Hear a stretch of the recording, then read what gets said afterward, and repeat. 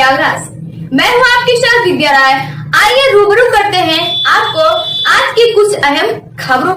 भदोही से आ रही इस वक्त की बड़ी खबर। भदोही जनपद अंतर्गत नगर पंचायत ज्ञानपुर स्थित राधा स्वामी आश्रम प्रमुख आनंद स्वरूप पांडे से नीतीश उपाध्याय की खास बातचीत। Report Nitish Upadhyay, bureau chief, Bhadohi Aaj Tak news, Prayagraj. आज हम उपस्थित हैं जनपद भदोही अंतर्गत विकास खंड ज्ञानपुर के ग्राम सभा सिंहपुर स्थित राधा स्वामी आश्रम है।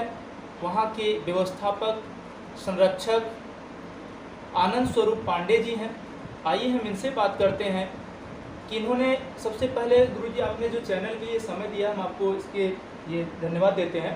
और जो ये इतना बड़ा परिसर आपने बनवाया है और इसकी चर्चा पूरे जनपद में हो रही है, आप इसके लिए सबसे पहले आप इसकी स्थापना कब की और कैसे इसकी स्थापना हुई, क्या सोच की इसकी स्थापना हुई? इसकी स्थापना जो है पिताजी द्वारा थी। यहाँ हम बचपन में देखते चले आए कि हम मड़ई लगा के रहते थे जी, योग करते थे। आगरा से अहमद चला और वहाँ से दीक्षित हुए। अयोध्या में एक महाराज थे उसी मत के, उनके शिष्य थे और यहीं योग साधना करते थे। गरीबों को दवा बांटते थे, होम्योपैथिक दवा फ्री में, और अपना मेहनत से स्टाम्प बेचते थे, कचहरी में मेहनत करते थे और जो पैसा आता था परिवार चलाते थे और जो पैसा रहता था वो गरीबों में दवा खरीद के वितरित करते थे और योग सिखाते थे।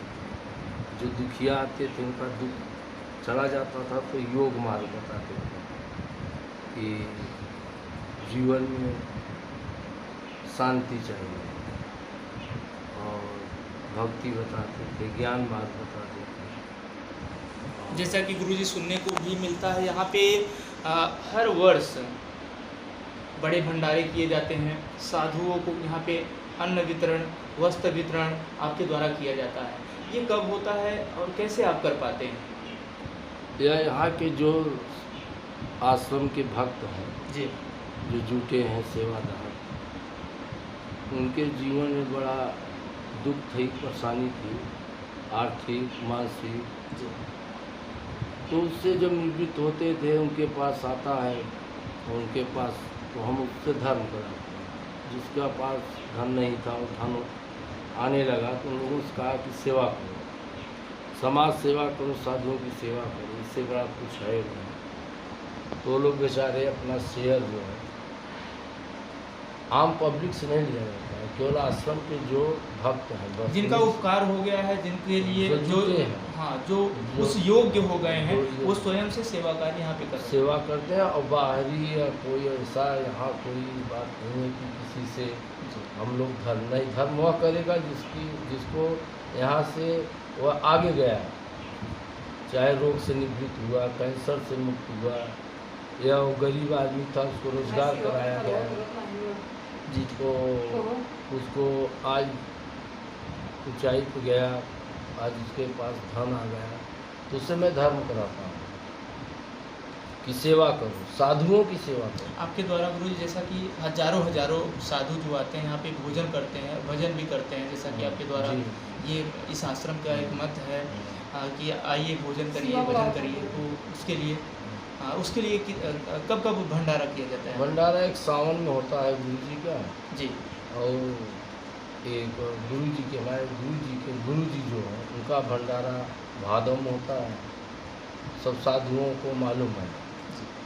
और बसंत पंचमी को होता है। 3 भंडारे साल में होते हैं जिसमें हर मत के साधु आते हैं। कोई यहाँ नहीं है कि कोई मेरे मत का है या साधु है, चाहे वैष्णव है, चाहे शैव मत हो, चाहे संत मत हो, चाहे कबीर मत हो, कोई मत हो, चाहे गरीब हो, चाहे विकलांग हो, जो भी आएगा उसको समभाव में सामान दिया जाएगा जो हमारे पास होगा, और उसका दिन भर भोजन चलेगा।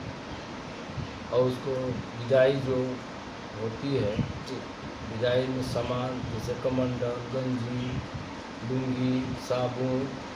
एक आखिरी प्रश्न आपसे कि आज जो लोग कहीं ना कहीं कुछ मार्ग को अपने भूल रहे हैं, अपनी संस्कृति को भूल रहे हैं, अपने धर्म को भूल रहे हैं, उनके अंदर आस्था की कमी आ रही है, तो उनके लिए क्या कहना चाहेंगे जिसे अपने धर्म के उनको चाहिए कि साधु महात्मा जो हैं जी ये पहले समाज सुधारक रहते थे, समाज को सुधारते थे, घरों में जा कर के अच्छे संस्कार डालते थे। आज हमारे यहाँ नेता हो गए हैं समाज सुधारक। जी जी जी अब जो नेताओं के हाथ में है तो साधु वह काम करना चाहता है, नहीं साधु अब वह काम नहीं कर रहा है, जो सच्चे साधु नहीं कर रहे हैं।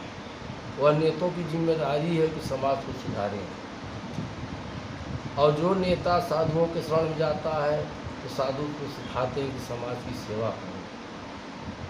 साधु भी चाहता है मैं समाज की सेवा करूं, जी लेकिन वो नहीं कर पाए, क्योंकि वो आध्यात्मिक जीवन है, आध्यात्मिक खोज कराता है कि तुम्हें सब सुख तुम्हारे पास है, नहीं कि धन हो तो तुम्हारे यहाँ शांति नहीं है, तुम्हारे पास धन है तो रोग है। तो साधु कहता तुम अंदर घुसो, अपने के जानो, तुम्हारे पास पावर स्वतः का है, तुम्हारे पास भक्ति करो, ज्ञान पे चलो, अच्छे मार्ग पे चलो है। और धर्म या नहीं है, धर्म पहले यह कि किसी को दुख मत दो, पहला धर्म तो यही कह रहा है, संत मत कह रहा है, सभी कह रहा है, शास्त्र भी कह रहा है कि जीवन में किसी को दुख मत दो, चाहे मन से हो, चाहे वाणी से हो, चाहे कर्म से हो, तुम किसी को दुख मत दो।